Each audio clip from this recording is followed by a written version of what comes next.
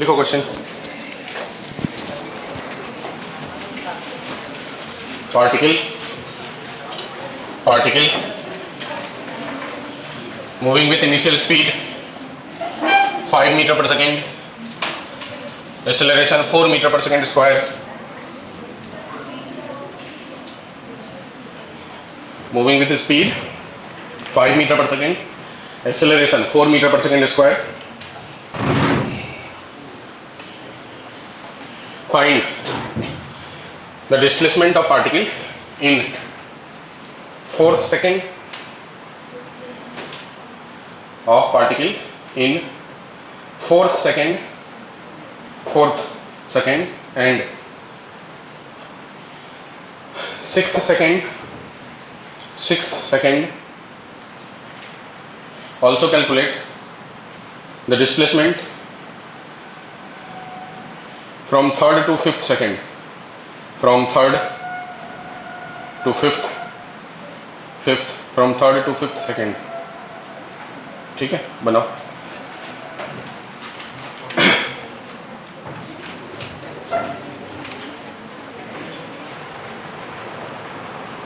U की value 5 meter per second है, acceleration 4 meter per second square, मतलब displacement in 4th second,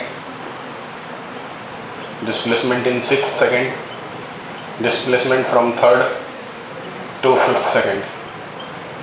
ये वाला जब बनाने आएंगे तो n की जगह 4 रखेंगे, डिस्प्लेसमेंट इन 4th सेकेंड हो जाएगा u plus a/2 into 2n minus 1, u की जगह 5 प्लस 4/2, n की जगह 4 minus 1, 5 plus 2, 4 2 8 minus 1, 5 plus 2 into 7, 5 plus 14, 19 metre.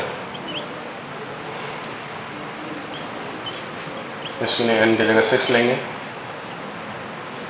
5 plus 4/2 into 2 into 6 minus 1, 5 plus 2 into 12 minus 1, 11 2 22, 27 metre.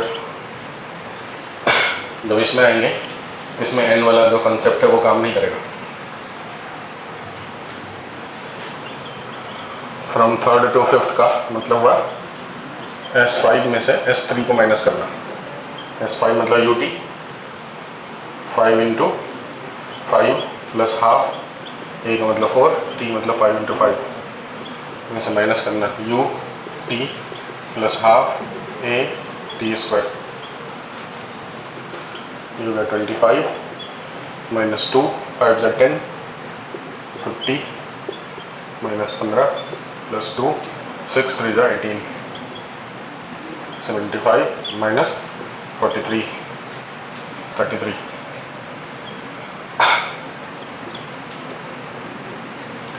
2 35 40, 42 metre. ये आंसर बराबर।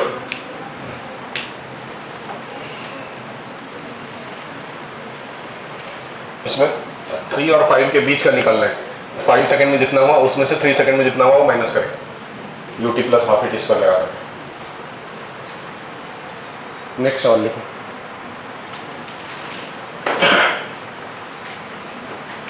ये सभी को समझ गया? ये दोनों तो फॉर्मूला ही है। जैसे 3rd to 5th बोला, कभी हो सकता है 3rd to 9th बोलेगा, तो निकाल पाओगे आप? ठीक है,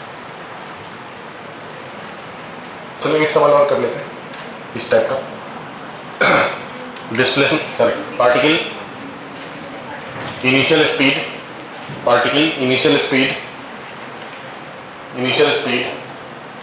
6 meter per second, acceleration 2 meter per second square, initial speed 6 meter per second, acceleration 2 meter per second square. Find the displacement in पहला, 3rd सेकेंड दूसरा, 5th सेकेंड तीसरा, 8th सेकेंड चौथा। Displacement between 3rd to 6th।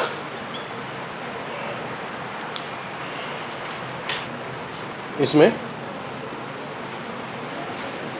ये 4 displacement का formula कौन सा होता है? ut plus half AT²। यही तो पुट करें हमने, u के जगह और टाइम के जगह, हाफ a के जगह और फिर इसी का टाइम t²। कल आप नहीं आए थे क्या? तो कल जो हमने समझाया वो फॉर्म वो सिमिलर कैसे है?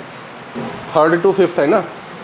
तो डिस्प्लेसमेंट 0 से चालू हुआ, 5 सेकंड में यहाँ पहुँचा, 4 सेकंड में यहाँ पहुँचेगा, 3 सेकंड में यहाँ पहुँचेगा, 6 सेकंड में यहाँ पहुँचेगा। तो उस वाले में 4th बोला, मतलब ये वाला डिस्टेंस पूछ रहा था। फिर बोला 6th बोला, मतलब 6 से 7th के बीच का जो डिस्टेंस है वो पूछ रहा है। और ये वाले में 3rd to 5th पूछ रहा है। तो सिमिलर कैसे?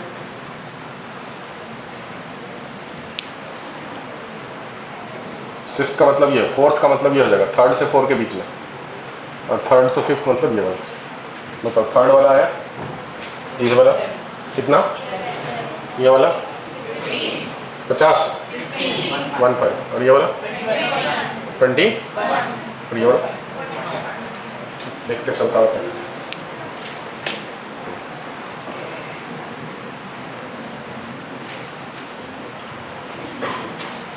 जब सिर्फ 1 सेकंड का डिस्प्लेसमेंट निकालना हो तो ये वाला फॉर्मूला लगा सकते हैं। जब 1 सेकंड से ज़्यादा का डिस्प्लेसमेंट निकालना हो तो फिर प्रॉपर इस फॉर्मूला का यूज़ करते हैं। जैसे मतलब 3rd to 5th, तो 5 सेकंड का डिस्प्लेसमेंट जितना होगा उसमें से 3 सेकंड का डिस्प्लेसमेंट को माइनस करना पड़ेगा, तो ये वाला आएगा। 5 सेकंड मतलब यहाँ से यहाँ तक, और 3 सेकंड मतलब यहाँ से यहाँ तक। तो ये वाला तब आएगा जब इसमें से इसको माइनस करेंगे। जैसे यहाँ पर displacement in 6 second minus displacement in 3 second. 6 second का u की वैल्यू 2 है, t की वैल्यू 6। u की वैल्यू कितनी, 2 है कि 4 है? 6 है। u की वैल्यू 6, t की value 6 plus half a t², 6 × 6 minus u, t की जगह 3 प्लस हाफ a की जगह 2 t², 3 × 3।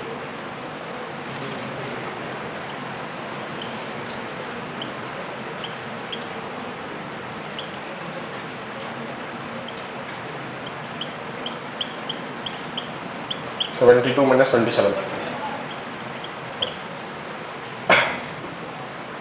अभी सबको क्लियर हो गया?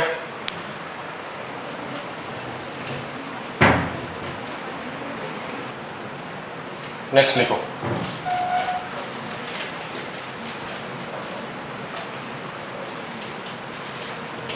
Car start it's motion with initial acceleration alpha.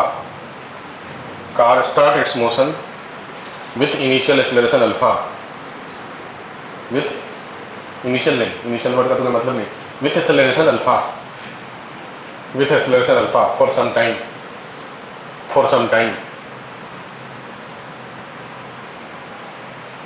Reach to its maximum speed. Comma लगा कर, reach to its maximum speed.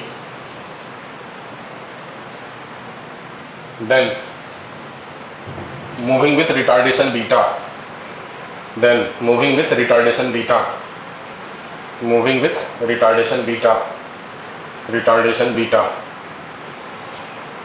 and come to rest, and come to rest. If the total travel time is t, if the total travel time is t, total travel time is t, then find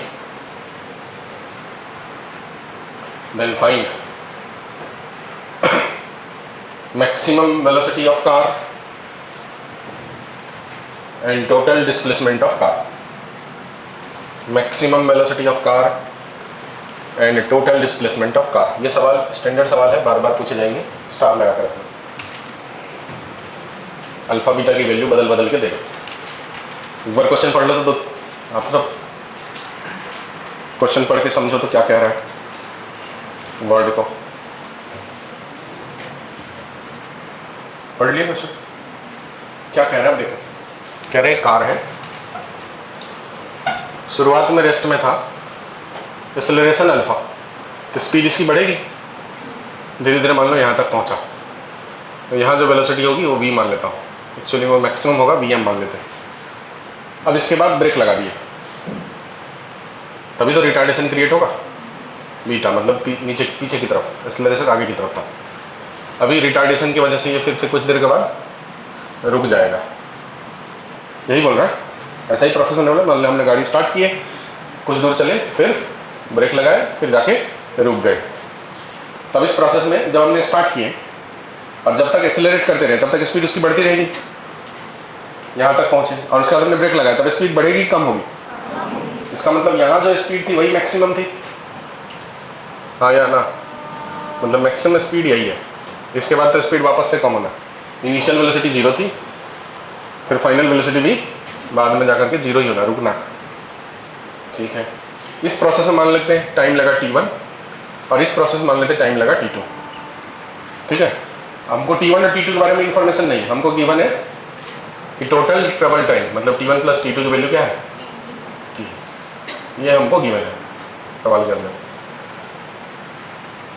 अब देखो, u रफ्तार से alpha acceleration से t1 time में ये velocity होती है। ये वाला पहले पार्ट के लिए हम लोग आपको लगाते फॉर्मूला v = u + at। इस पहले पार्ट का जो फाइनल वेलोसिटी है उसे vm कह रहे हैं, इनिशियल वेलोसिटी 0 है, एक्सेलरेशन अल्फा है, टाइम t1। यहाँ से अगर आप t1 निकालो तो उसे vm/अल्फा कह सकते हैं। कोई प्रॉब्लम किसी को? अभी दूसरे वाले पार्ट की बात करते हैं। दूसरे वाले पार्ट की इनिशियल वेलोसिटी vm है, फाइनल वेलोसिटी 0 है, एक्सेलरेशन माइनस बीटा है, टाइम t2 है। फिर फॉर्मूला लगाएंगे v = u + at, final velocity 0, initial velocity vm, plus की जगह माइनस बीटा इंटू टाइम की जगह t2। यहाँ से t2 की वैल्यू आ जाएगा vm/बीटा। कोई दिक्कत है किसी को तो बताओ? नहीं? अब देखो, हमको पता है t1 + t2 की वैल्यू t है, तो t1 की जगह डेटा और t2 की जगह डेटा रखेंगे। हम सब जानते हैं t1 + t2 की वैल्यू t, तो t1 की जगह vm/अल्फा, t2 की जगह इक्वल टू, यहाँ से vm कॉमन ले लेते हैं, 1/अल्फा + 1/बीटा इक्वल टू, एलसीएम हो गया इसका अल्फा बीटा, और यहाँ जाएगा ये बीटा प्लस इक्वल टू, ये जाके यहाँ मल्टीप्लाई होगा तो जाएगा अल्फा बीटा t, और ये आके डिवाइड होगा बाय अल्फा प्लस बीटा। यही मैक्सिमम वेलोसिटी का फॉर्मूला हो गया कि जो कार मैक्सिमम स्पीड अचीव कर सकता है वो यही है, alpha beta t by alpha plus beta. ठीक है, अब डिस्प्लेसमेंट भी बोला है, तो मान लो इस वाले पार्ट में कुछ डिस्प्लेसमेंट होगा और फिर कुछ डिस्प्लेसमेंट इस वाले पार्ट में होगा। इसे मैं S1 कह देता हूँ और इसे मैं S2 कह देता हूँ। तो S1 की वैल्यू कितनी हो जाएगी? ut + ½ at², तो u तो 0 है। ठीक है, या फिर आप b² = u² + 2s लगा सकते हैं। तो s = फॉर्मूला लगा देता हूँ b² - u² / 2a। ये लो फॉर्मूला लगाता हूँ। S1 जो है फाइनल वेलोसिटी मतलब vm का स्क्वायर, इनिशियल वेलोसिटी 2, एक्सेलरेशन का मतलब S1 की वैल्यू कितनी हो गई? vm² / 2 alpha. ठीक है, इसको यहीं रहने देते हैं। अब ये जो S2 है उसमें भी लगाते हैं ये वाला कॉन्सेप्ट, S2 = फाइनल वेलोसिटी का स्क्वायर, फाइनल वेलोसिटी बोले तो माइनस इनिशियल वेलोसिटी का स्क्वायर बाय 2a, एक्सेलरेशन की वैल्यू बीटा की माइनस बीटा, ये माइनस माइनस कैंसिल हो गया, तो S2 की वैल्यू कितनी होगी? vm का स्क्वायर बाय 2 बीटा। हमको S1 चाहिए कि S2 चाहिए? हमको क्या चाहिए? टोटल चाहिए ना, टोटल मतलब S1 + S2। तो देखो S1 हो गया vm² बाय, और S2 हो गया 2 बीटा। इसमें से क्या कॉमन हो जाएगा बताओ? vm/2 कॉमन हो जाएगा, ये क्या बचेगा? प्लस 1/बीटा। vm का मतलब ये, तो इसका स्क्वायर करेंगे तो क्या होगा बताओ? यहाँ लिख दूँ इसको स्क्वायर करके, बोलो क्या लिखूँगा? α² β² t² / 2 तो है ही, साथ में अल्फा प्लस का, और इसको सॉल्व करेंगे अलग से, एलसीएम कितना होगा? और ऊपर में क्या आ जाएगा? अब बात बताओ, अल्फा प्लस बीटा और एक अल्फा प्लस बीटा, यहाँ से एक अल्फा और बीटा कैंसिल, क्या बचेगा? Alpha beta t² / 2 × alpha plus beta, बराबर। तो मैक्सिमम वेलोसिटी का जो वैल्यू है जो अपन को याद रखना है वो इतना, और टोटल डिस्प्लेसमेंट जो होगा वो याद रखना क्या? 1/2 alpha beta by alpha plus into T का स्क्वायर। ये हो गया टोटल डिस्प्लेसमेंट। आप ये दो फॉर्मूला पहले लिख लो, यही काम के आने वाले हैं आगे बाद में, और फिर बाकी पूरी बातें एक बार फिर देखो समझो, कुछ डाउट है तो पूछो।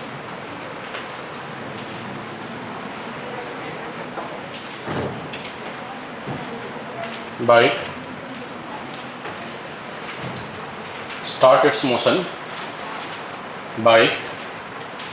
start its motion with acceleration 8 meter per second square, then with retardation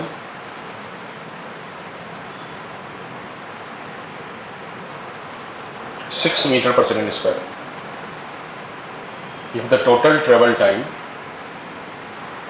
is 10 second,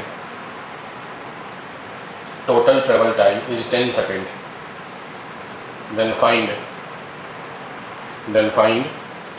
maximum speed and total displacement of bike. Then find maximum speed and total displacement of bike.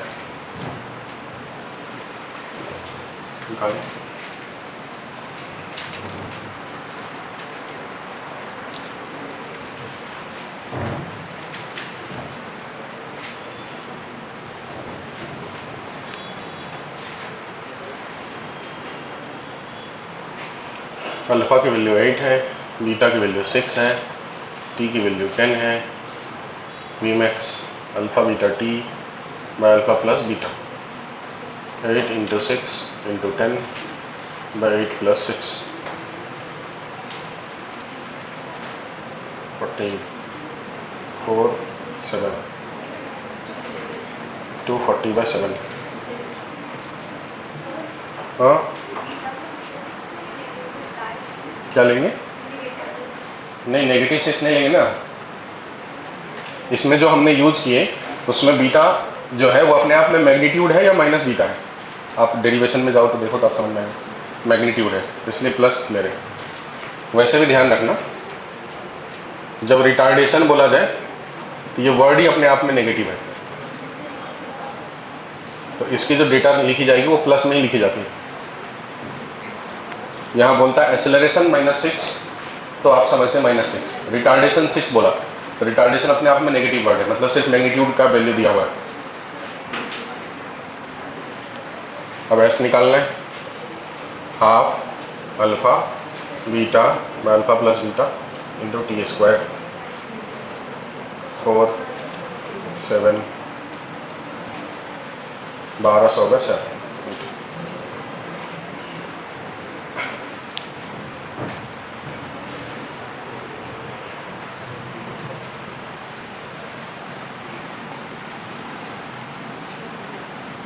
हो गया।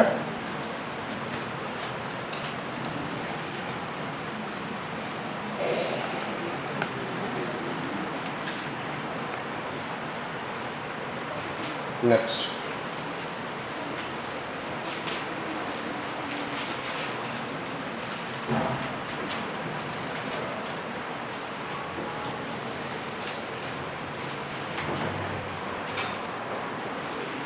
लिखना, truck driver moving with driver word काट देना, truck moving with speed 72 kilometre per hour, 72 kilometre per hour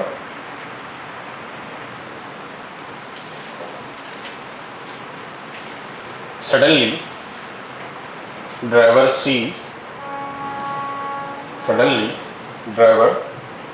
see an old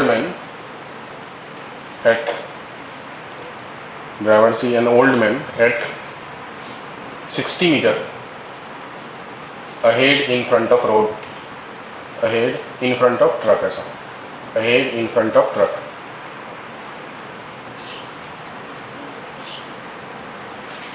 He applies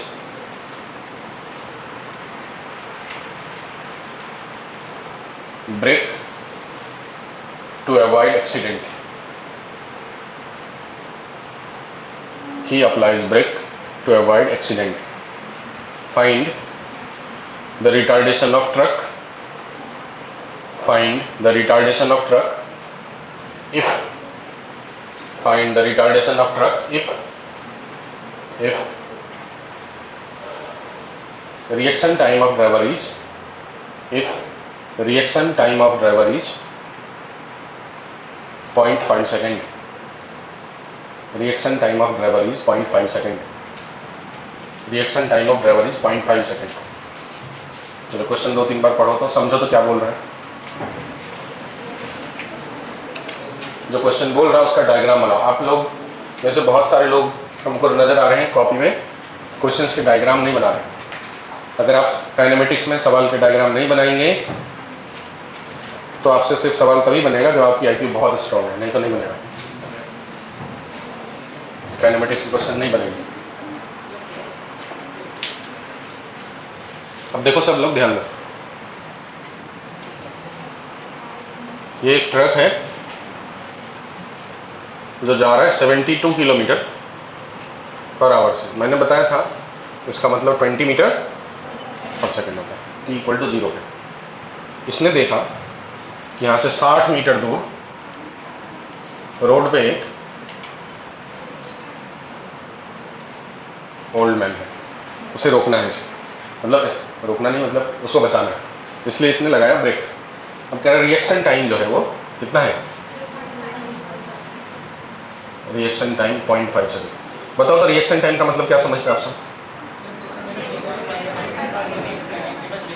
हाँ, reaction time का मतलब कोई भी चीज़ जब हम सोचते हैं और जब हम करते हैं दोनों में फ़र्क होता है. ठीक है, होता है कि नहीं होता है. जब हम सोचते हैं और जब हम करते हैं दोनों के बीच में कुछ टाइम जाता है. ठीक है, जैसे मन हुआ कि मैं इस पे एक बार ऐसे फोर्स लगाऊं, तो जैसे जब मेरे को मन हुआ और जब मैंने लगाया दोनों टाइम में अंतर है, इसे कहते हैं रिएक्शन टाइम. तो जब ड्राइवर ने महसूस किया कि ब्रेक लगाना चाहिए और जब उसने लगाया दोनों टाइम में डिफरेंस है, वो है रिएक्शन टाइम. मतलब जो हमने रिएक्शन देने में बोलते हैं ना बहुत, मतलब जो है फास्ट रिएक्शन, इसका मतलब क्या है एकदम मुंह पे जवाब दे देना. बराबर, बिल्कुल टाइम लैग नहीं लेना. और जिनका रिएक्शन टाइम बहुत होता है उसको कुछ बोले, मैंने बोले कि खाना खाए थे. हाँ खाए थे ना. ठीक है, ये हुआ ज़्यादा रिएक्शन टाइम. बराबर. अब किसी ने बोला हाँ हाँ खाए थे, ऐसा मतलब बोलने से पहले ही समझे कि कुछ लोग होते हैं. तो रिएक्शन टाइम जिनका कम होता है इसका मतलब वो जल्दी रिएक्ट करते हैं. जिनका रिएक्शन टाइम फास्ट मतलब ज़्यादा होता है वो लेट से रिएक्ट करते हैं. तो रिएक्शन टाइम का मतलब हुआ कि जब उसने सोचा और जब उसने लगाया ब्रेक, उसके बीच का टाइम. तो जब तक वो ब्रेक लगाया तब तक ट्रक वहीं तो रहेगी नहीं, आगे जाएगी. तो यहाँ तक पहुँचा, यहाँ उसने ब्रेक लगाया. इस प्रोसेस में टाइम लिया उसने कितना 0.5 सेकेंड. ये 0.5 सेकेंड तो ट्रक फिर इसी रफ्तार से गई ना. तो ये वाला डिस्प्लेसमेंट कितना हो गया. स्पीड है 20, डिस्प्लेसमेंट है टाइम है 0.5, 10 मीटर. तो 60 मीटर में तो 10 मीटर को सोचने में ही लगा दिया समझिए. 50 मीटर में ही उसको रोकना है, मतलब ऐसे बचा 50 मीटर बचा. फाइनली रोकना मतलब यहाँ तक जाते जाते रुक जाना चाहिए. तो फाइनल वेलोसिटी, इनिशियल वेलोसिटी 20. अब एक्सेलरेशन निकालते हैं. तो ए का formula v² minus u² bye 2s. तो v² मतलब 0, u² मतलब 20 इंटू 20 बाई 2, s की जगह 50 मीटर. तो देखो यहाँ से 2 कैंसिल हो जाएगा, 0 भी कैंसिल हो जाएगा, 5 4 जा क्या बचेगा -4 मीटर पर सेकंड स्क्वायर. तो जो ब्रेक लगाया उससे जो एक्सेलरेशन क्रिएट हुआ वो -4 मीटर पर सेकंड था. अगर एक्सेलरेशन बोलता तो आंसर होता -4 मीटर पर सेकंड स्क्वायर. बोला रिटार्डेशन, तो रिटार्डेशन अपने आप में एक नेगेटिव वर्ड है, तो आपको सिर्फ मैग्नीट्यूड बताना है. 4 मीटर पर सेकंड स्क्वायर हो गया आंसर. बना दीजिए आप. क्या बोले. हाँ डायग्राम भी बनाना है. काइनेमेटिक्स में डायग्राम के बगैर क्वेश्चन मत बनाइए, नहीं तो फंसेंगे बाद में. डायग्राम सवाल को पढ़ते के साथ बनाइए, जल्दी जल्दी क्वेश्चन बनते हैं. ये छोटी सी चीज़ बड़ा इम्पैक्ट डालेगा बाद में. 1-2 महीने बाद आपको समझ में आएगा कि इससे आपकी स्पीड बढ़ गई. और जिन्होंने डायग्राम नहीं बनाए उनकी स्पीड स्लो हो जाती है क्वेश्चन बनाने की.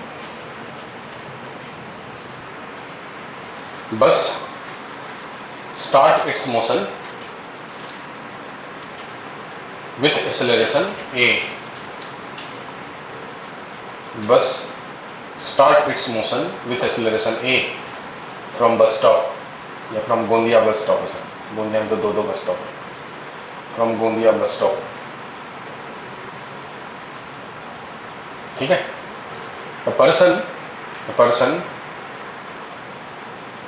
at that instant is d distance behind the bus, d small d, d distance behind the bus, d distance behind the bus.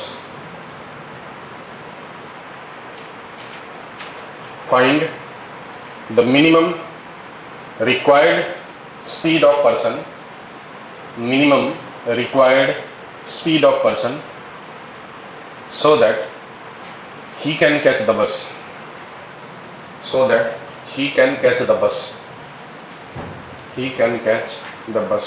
बस पकड़ पाएंगे, इसके लिए कम से कम कितनी रफ्तार चाहिए? सोचो तो जरा सा, फिर डायग्राम बनाओ।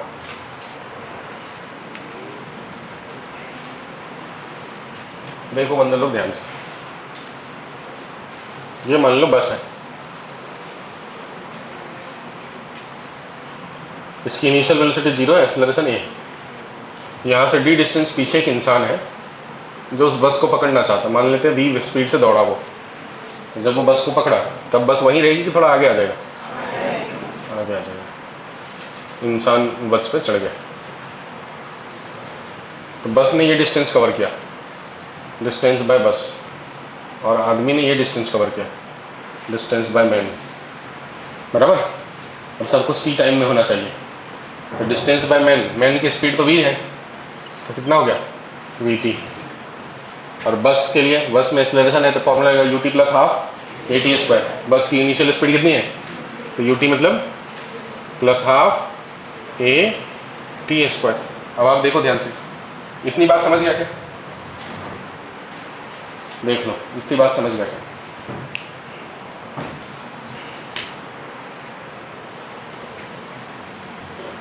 इतनी बात बरोबर।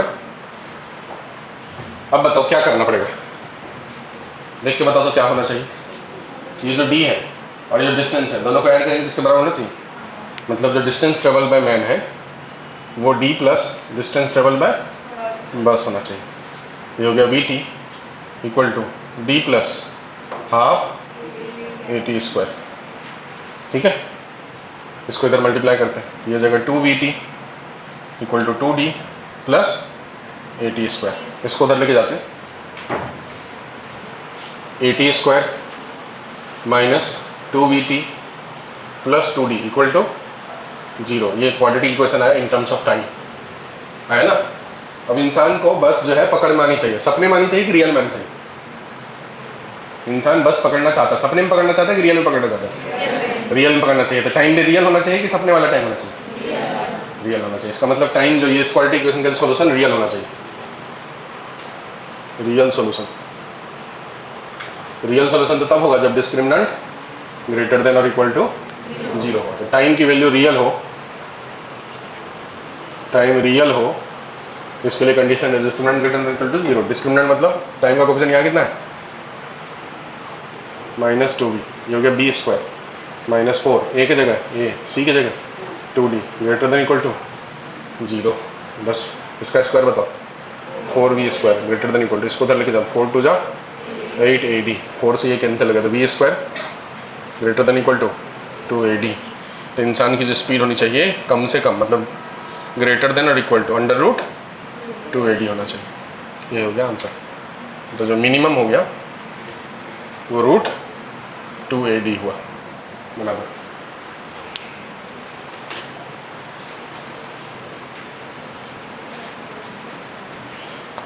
चलो आज बस इतना, फिर कल करेंगे।